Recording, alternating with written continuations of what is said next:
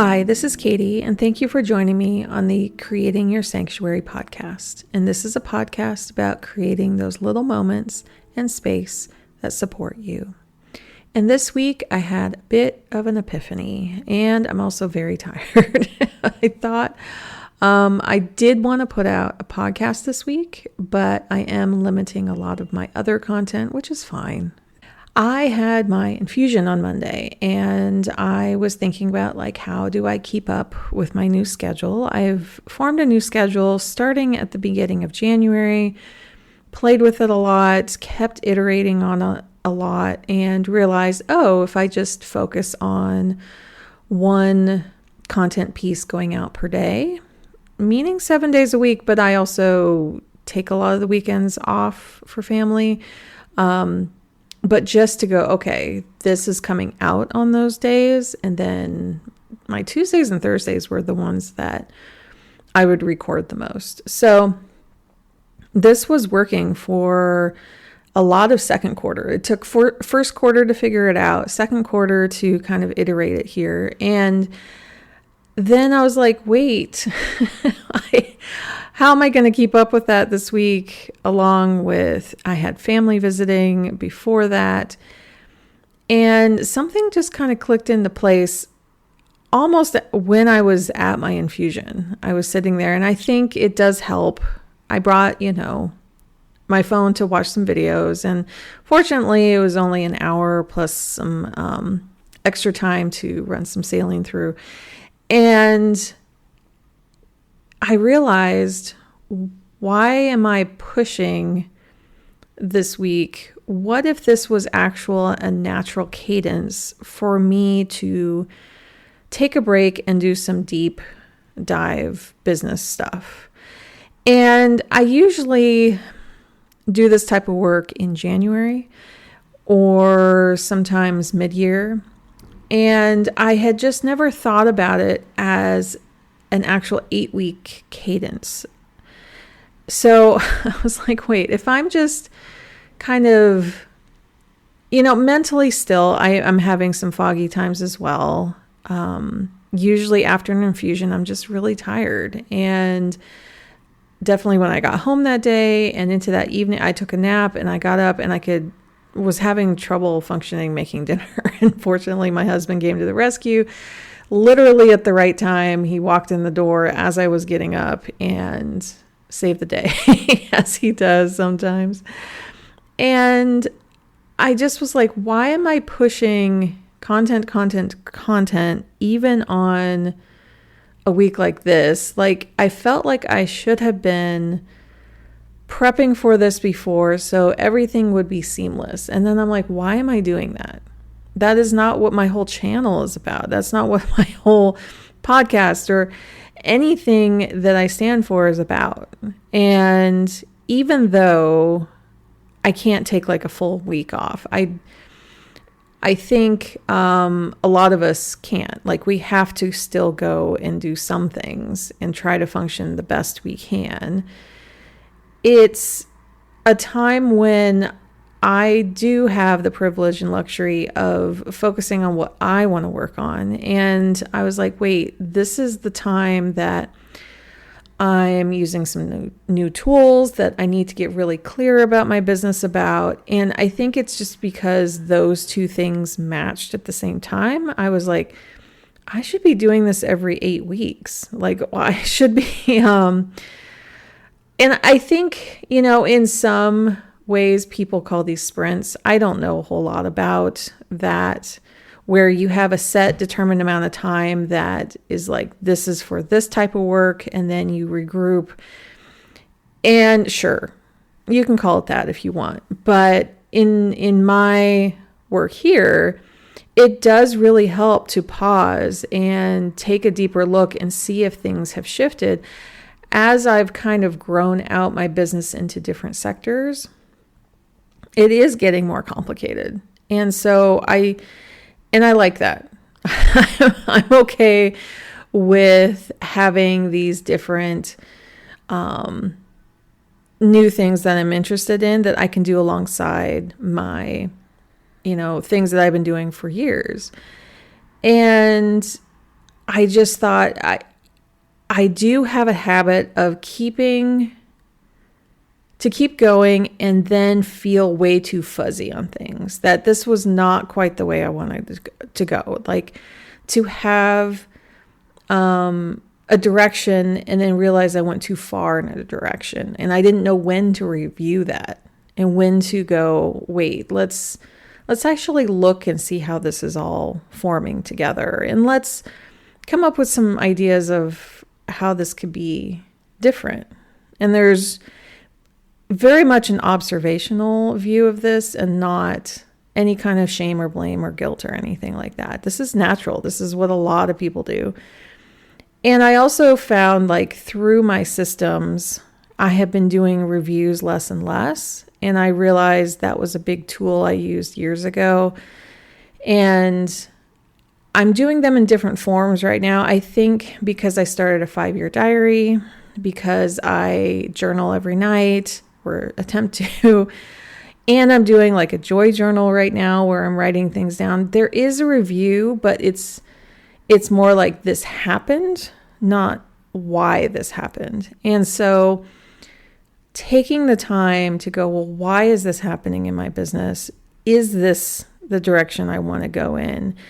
Do I have some evidence back on whether this is a good idea or not? Sometimes you need a little evidence, some reactions, some feedback, some things that really help you narrow it down. Because right now I'm in a very receptive mood, I guess, receptive point in my life, especially this week, of like going, okay, I want to receive the feedback. I want to see what's going on. And other times I just want to follow the templates. And I think, taking this time at the 8-week point of reviewing and redirecting allows me to be in the templates in a stronger way. I templatize a lot of things, like this is how my podcast is done. This is how my social media is done. This is how blog post is done, like all these different things, because it really helps me go, okay, this is the template that I use. But things change and things morph when I follow those templates too long. And I think that's what I was really feeling, is like, well, I've been following this template for a really long time. What's going on? Well, sometimes things get stale. Sometimes the market shifts. Sometimes people get bored, or I'm showing that I'm getting bored with the template, and people can see that. So it's not a totally new concept of any kind, but it finally clicked for me that I could start putting into my schedule an 8-week point that also lets off a lot of stress of like, oh, I need to keep up those recordings, those videos, and I wouldn't have the energy. I would be pushing myself through. I wanted to show something. It's just like this podcast. I am pushing myself a bit, but this in one video is all I'm doing this week, just because I want to see what happens in my joy journal, because it's something that's just really important to me to look back on, and to reflect on this point. I think it sounds it sounds so simple. I'm looping back on myself, but it sounds so simple, but I'm just so relieved to have found it. And I just wanted to share that with you. I don't know what other, chronic illness experiences that you could possibly try this with. I'm not sure, if there's any other people who are low on energy. Are there cycles in your life? I do still have a cycle, but I don't have an actual menstrual cycle anymore because I had a hysterectomy.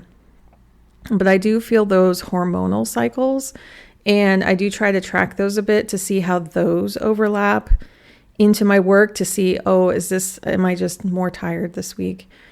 And so there's a possibility there if you track that, and if that's something that affects you. It could be medications. If you are, getting infusions at a certain rate. I guess it also made me think of, I have the option of, instead of the infusions, having a shot every 2 weeks. And I've contemplated that. But I'd have to try it. And I guess I could try going back. It's the same medication. It's just given at different intervals. And I've heard people have some more success with that, but then would I have like every other Monday, having issues? Like if I took it on a Sunday night, would every other Monday, sorry, be hard for me? I would rather have like 1 week where I find the opportunity to kind of think abstractly a bit, have space to just think about a whole lot of things, just to explore. It's way more appealing to me. And then it's all out of the way. And then if I wanted to travel, I don't have to still get a hold of shots and everything. So that's what I'm still puzzling over. But in terms of like how I get my work done, I'm still thinking my every 8 weeks is best. But that's just me. And you're going to know you. And that's the most important part, is knowing yourself the best and knowing your schedule the best and what you're doing, to see where the natural pauses are. Are there points where you can pause and go, okay, I need room to come up with ideas. I need room to get curious about things, to refill my creative bucket. What can those be? Because you really do need those times to pause and reflect and see if you're on the right track. It's really, really helpful to redirect when necessary. And also, in a sense, I feel like I'm now honoring my body more and acknowledging that this chronic illness is here and it does affect me every 8 weeks. I do like to try to like erase it and pretend it's not happening. And I think that's what I was doing with my schedule. But knowing that this happens, I have to have these meds and they affect me in this way. And sometimes I can kind of predict it and sometimes not. Then I feel like I'm honoring myself in giving myself this time to really work with my body and what I can do. It's not like I'm not doing anything, which would not be bad either. I don't want to condemn that at all. If you just can't do anything, I think that's totally appropriate. You have to take care of yourself first. Otherwise, there is no second, right? But yeah, just focusing on, I'm really curious right now what I can do with my business, but also honor my body. I think that's what's resonating the most, is that there's this honoring that I'm performing mentally and physically, and it just feels really aligned. So however you're creating your sanctuary right now, whether you're taking a pause or doing a deep dive and seeing where you can course correct or where you can even take these pauses to begin with, whatever you're doing right now, it's enough. I'll see you next time.